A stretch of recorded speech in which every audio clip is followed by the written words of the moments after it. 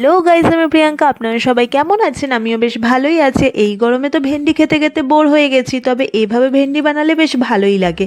আর এই রেসিপিটাকে আপনারা মশলা ভেন্ডিও বলতে পারেন। তো তার জন্য ভেন্ডিগুলোকে এভাবে কেটে নিয়েছি। এবার গ্যাসে একটা প্যান বসিয়ে তাতে কিছুটা তেল গরম করে ভেন্ডিগুলো দিয়ে তাতে একটু নুন দিয়ে হাই ফ্লেমে কিছুক্ষণ ধরে ভেজে নিতে হবে। আর হাই ফ্লেমে ভাজার কারণে ভেন্ডির লেদলেদে ভাবটাও কম হবে আর এর কালারটাও কিন্তু পারফেক্ট থাকবে। তো এটা ভাজা হয়ে গেলে সাইডে রেখে দিতে হবে। আর এদিকে মশলার জন্য 1/2 ইঞ্চি আদা, 5-6 কোয়া রসুন আর 4টে কাঁচা লঙ্কাকে থেতো করে নিয়েছি, একটা মাঝারি সাইজের পেঁয়াজ কুচি করে নিয়েছি আর একটা মাঝারি সাইজের টমেটো কুচি নিয়েছি।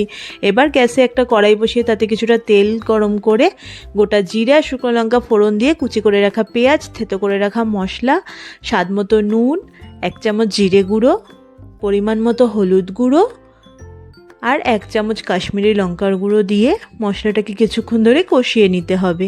আর হ্যাঁ, একটু একটু জল মিশিয়ে কষাতে হবে, তাহলে মশলাটা সফট হবে। আর তারপর তার মধ্যে অ্যাড করে দিতে হবে কুচি করে রাখা টমেটোটা। এবার মশলাটা যতক্ষণ নরম না হচ্ছে ততক্ষণ ধরে এটাকে কষিয়ে নিতে হবে। নরম হয়ে গেলে তার মধ্যে দিয়ে দিতে হবে কিছু চেরা কাঁচা লঙ্কা।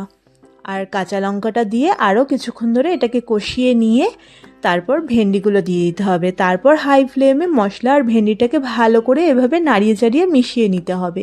আর এটা কিন্তু খুব তাড়াতাড়ি তৈরি হয়ে যায়। আর তারপর এর মধ্যে দিয়ে দিতে হবে 1 প্যাকেট ম্যাগি মশলা। ম্যাগি মশলাটা দিয়ে আবারও ভালো করে মিশিয়ে নিতে হবে। ব্যাস, তারপর শেষে একটু লেবুর রস ছিটিয়ে সার্ভ করে ফেলতে হবে। দেখলেন তো কেমন সহজেই এটা তৈরি হয়ে যায়। আর যেমন সহজে এটা তৈরি হয় তেমন সুস্বাদু হয় খেতে।